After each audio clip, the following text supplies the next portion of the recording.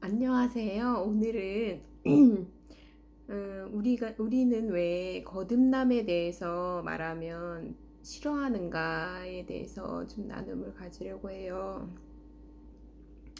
사람들은 왜 거듭남에 대해서 말하면 싫어하는가? 이건 이제 마틴 로이드 존스 목사님의 이제 그 설교 중에서 제가 좀 이렇게 가져온 거거든요.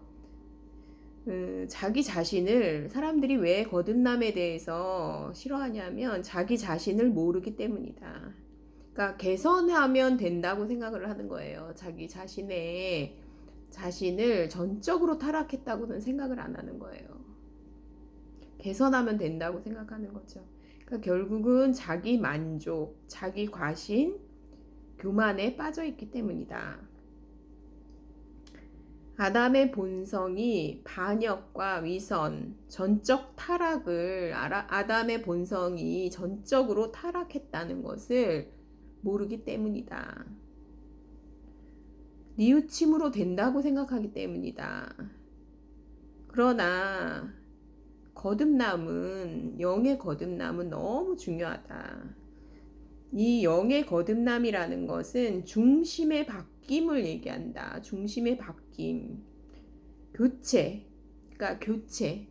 굳은 마음을 제거하고 부드러운 마음을 줄 것이며, 딱딱한 마음, 그것을 제거하고 부드러운 마음을 줄 것이며, 그리고 뭐라고 되어 있냐면, 새 마음을 줄 것이며, 새 영을 줄 것이며, 이렇게 나오거든요. 그러니까 중심이 전적으로 타락했기 때문에 그 중심이 전적으로 타락한 것을 알면 하나님을 바라보고요. 그리고 이것이 교체돼야 된다는 것을 알아요. 전적으로 타락했기 때문에 영의 거듭남이 없이 신앙을 할 수 있다라는 거는 어불성설이죠. 어불성설.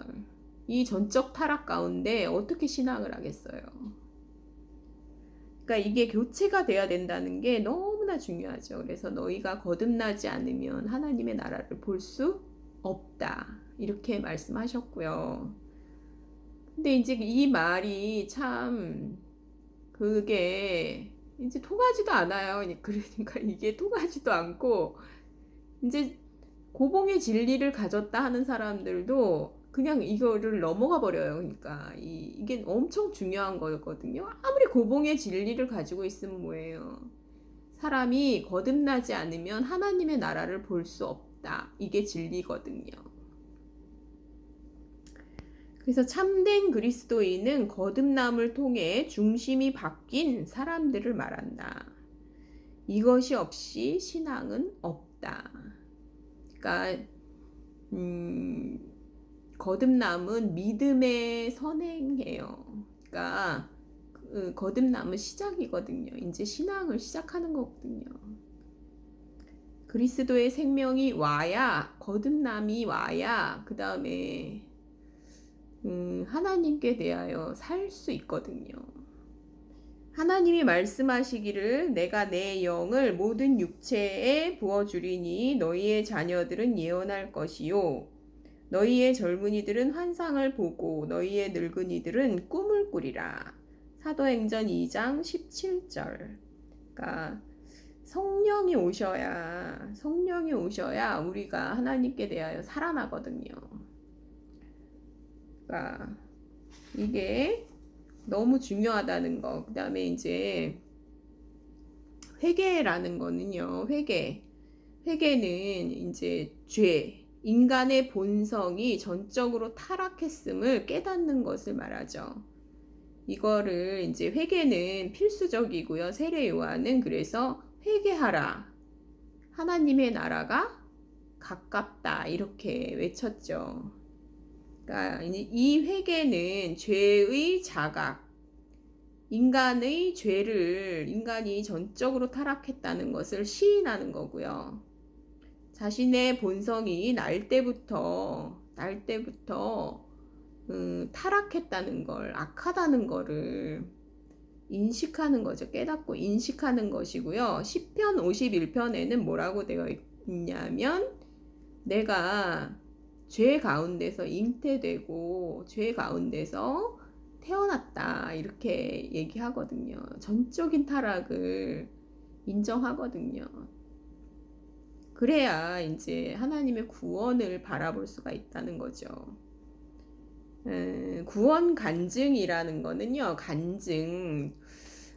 제가 이제 어떤 분들이랑 교제를 하면서 진짜 이게 너무 괴로운 거예요. 간증을 듣는데 이제 간증이라는 거는요, 말씀과 체험이에요. 말씀. 그러니까 체험은 성령께서 체험을 하게 해주시거든요. 그러니까 구원 간증도 마찬가지예요. 구원이 이제 말씀을 통해서 내가 이제 말씀을 알게 되면서 그게 체험이 되는 거예요. 그게 내 마음에 이루어지는 거예요. 성령께서 해주시는 거거든요. 이것을 이제 구원 간증이라고 하고 그냥 생활의 간증도 마찬가지예요. 말씀과 성령. 그러니까 말씀이 체험이 되는 것이 간증이에요. 근데 이제 그냥 일상생활을 막 얘기한다거나 이런 거는 진짜 간증이 아니거든요. 근데 이제 사람들은 참 무슨 환상을 본다거나 뭐 어떻게 뭐 고생 중에 뭘 어떻게 됐다거나 막 이런 결과를 가지고 이제 자꾸 간증이라고 얘기를 하는데 그거는 간증이 아니라 그거는 무슨 성공 사례를 얘기하는 거죠. 그리고 그냥 무조건 스토리를 얘기하는 게 아니에요. 이 말씀이 체험이 된 것을 간증이라 그러는 거예요. 성령께서 체험을 해주시게 되거든요. 이제 그래서 어찌만 이는 이것을 뭐라 그러냐면 그 로고스와 레마라고 이제 말하거든요. 책에서 이제 그게 이제 되어 있거든요. 객관적 진리와 주관적 체험. 이게 딱 만나야 이제 생명이 되는 거예요. 이게 생명이. 로고스와 레마가 만나야 생명이 되는 거지. 그냥 로고스만 있어서도 안 되고요. 그냥 레마만 있어서도 안 돼요. 그러니까 참 이 간증을 들으면서 왜 이 사람들이 간증을 저렇게 할까? 제가 이제 막 그런 부분에 있어서 되게 힘들었고요. 그리고 이제 그런 일상생활이나 이런 게 그냥 교회 안에 처음에는 그럴 수가 있다고 생각을 해요. 그러니까 애기였을 때는 이제 이게 분별이 거의 안 되니까 이제 이런저런 얘기를 하겠죠. 그거를 근데 훈련을 해야죠. 근데 장성환자가 돼야 될 시기에 20년이 지난 다음에도 계속 그렇게 분별이 안 되는 간증이 뭔지도 모르고 그냥 그러면은 다 죽어요. 그러니까 교회가 그 하여간 생수가 흐르면은 오지 말라 그래도 오죠, 교회에. 근데 이제 그게 없으니까, 그게 안 되니까, 그런 교제가 없으니까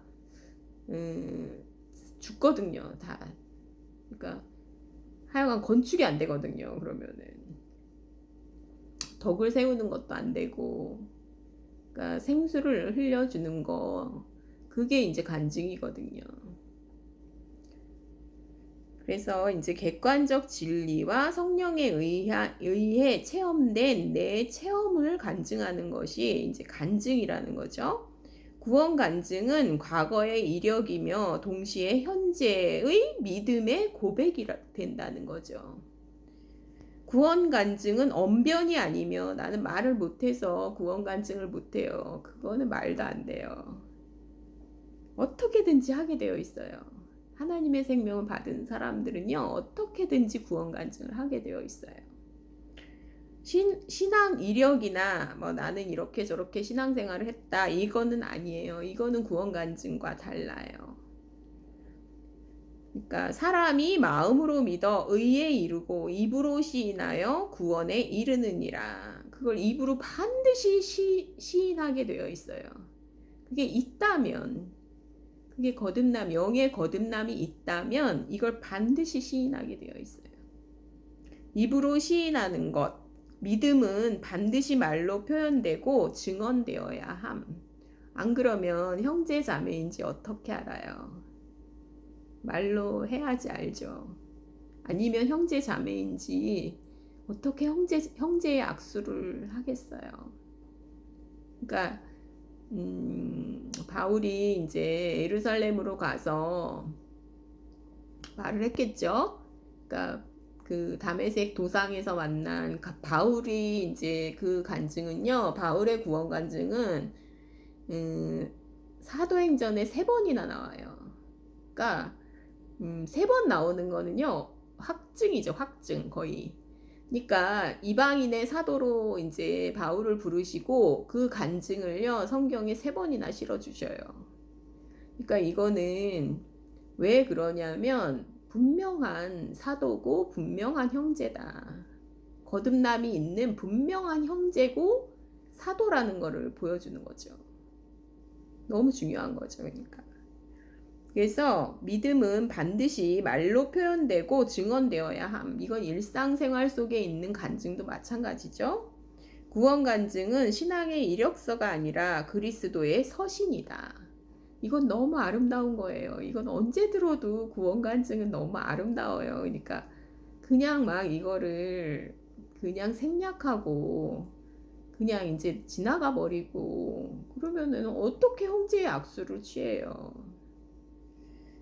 그래서 구원 간증은 어떤 과정을 거쳐 그리스도의 지체가 되었는지에 대한 자기 소개서이다. 이거는 그러니까 함께 교회로 건축되고자 하는 사람들은 반드시 이게 있어야 된다고 생각을 해요. 자기 소개서거든요. 근데 이제 보통은 뭐 어떤 이제 신앙 여정을 겪었다 이제 이런 식으로 얘기를 하고 그냥 형제의 악수를 이제 하는데 이제 그럴 경우도 있다고 생각이 들어요. 저는 이제 어떤 사람은 그게 이제 점진적으로 거듭나는 사람도 있다고 생각하거든요. 근데 이제 그게 생활 속에서 간증을 하면서 이제 그 당시에는 표현하지 못했던 것을 이제 결국은 표현해야 돼요. 그러니까 여기서 사람이 마음으로 믿어 의에 이르고 입으로 시인하여 구원에 이르느니라. 이것처럼 생활 속에서 간증이 되기도 하고 그 다음에 이제 좀 시간이 지난 다음에 이것을 표현하게 되기도 해요. 근데 그거는 분명히 있는 거예요. 구원 간증이 분명히 있는 거예요. 그래서 이것은 필수라는 거죠.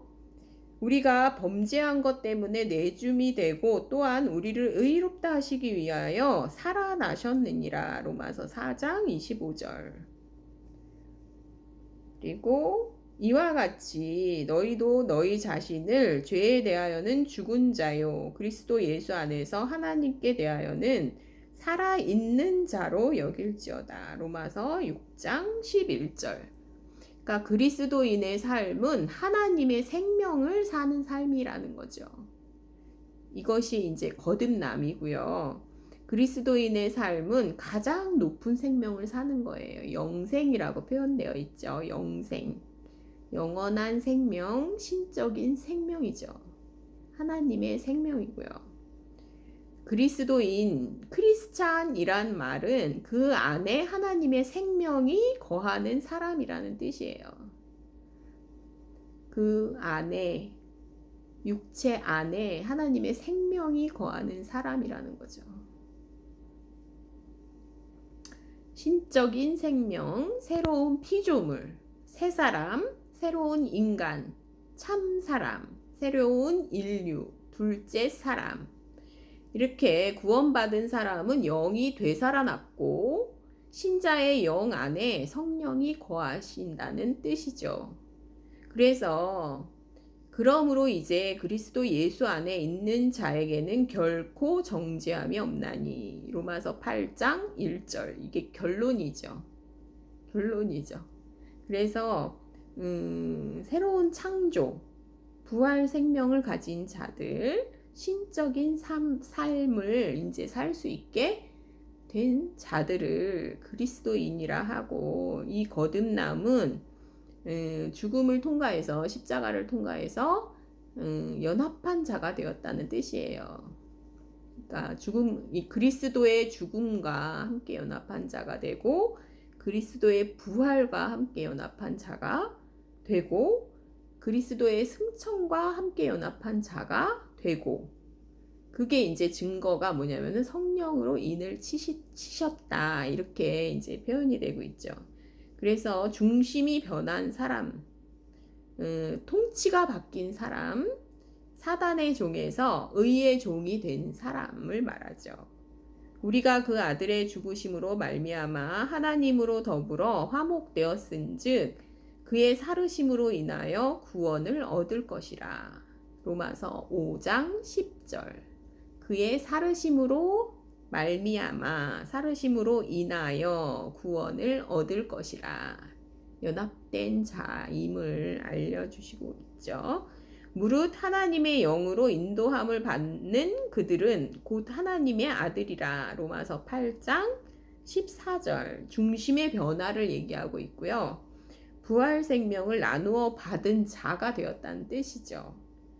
그래서 하나님의 씨가 있는 자들, 하나님의 영이 있는 자들, 성령이 있는 자들, 그래서 성전이라고 하고요.